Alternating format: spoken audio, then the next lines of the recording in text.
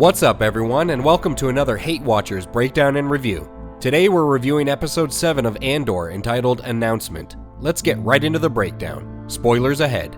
We open up on Coruscant where Cyril Karn is once again in timeout in his room. His mom insults his wardrobe while talking about how important his upcoming job interview is. Karn is watching Al Jazeera when he hears of a terror attack on an Imperial garrison. They're in war mode at the ISB, where they're discussing how to respond to the recent robbery. Miss Stick-in-Her-Butt has some junk in her trunk. We get an Emperor Palpatine name drop, and the ISB is given full military support as the Empire tightens its grip on the galaxy. Luthen is secretly listening to his guilty pleasure music. Come on, Barbie, let's go party.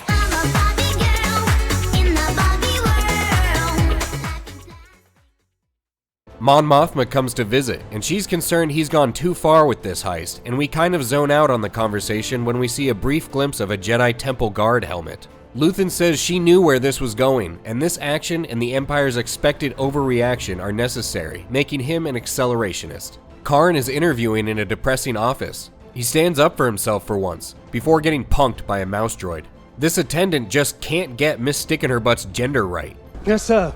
Ma'am. Sir. Sorry. Ma'am. To be fair, it can be tough these days. Back on Aldhani, Cinta thinks she's still high when she sees a Star Destroyer pull in. A sketchy chick meets with Vel, who's put on makeup now that she's rich from the recent heist. Sketchy chick says Cassian Andor AKA Clem needs to be disposed of. Cinta is going for a spin in her new ride now that she's rich. Cassian returns to Ferrix, where he comes home to Marva and the fire hydrant droid. Marva says the imps are here on Ferrix to stay, so Cassian says, "We're rich now, let's bounce." Marva is reluctant to leave because her Our Time dating account is getting a lot of hits here. Mon Mothma is at a party where she speaks with a fellow Chandrillan named Tay. He says he's become pretty radicalized and is totally alt-right now, even calling into question how the Emperor got that many votes. Mothma says she is too, and the ISB is spying on her, and she welcomes it because it will distract from her real intentions.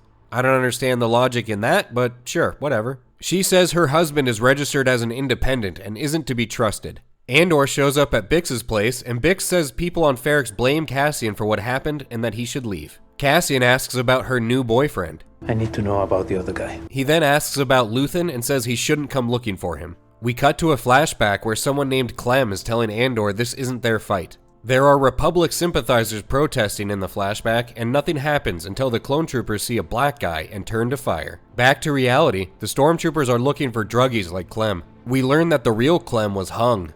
Like, from a tree, not his genitals. Marva says she's too old to move on and just wants to stay and fight with her stick. She then tells Cassian to stop looking for his sister. Back on Coruscant at the ISB headquarters, Blevin levies a complaint against Miss Stick-in-Her-Butt. She proposes a new approach to dealing with the rebellion, and the Major is into it, and he tells her to watch her back. We move to Niamos, some beachy resort kind of planet where Cassian has been plowing this girl. He's going by Keef now, which is slang for the THC crystals on marijuana buds. He clearly hasn't entirely kicked his drug habit and is drinking ayahuasca in the shower.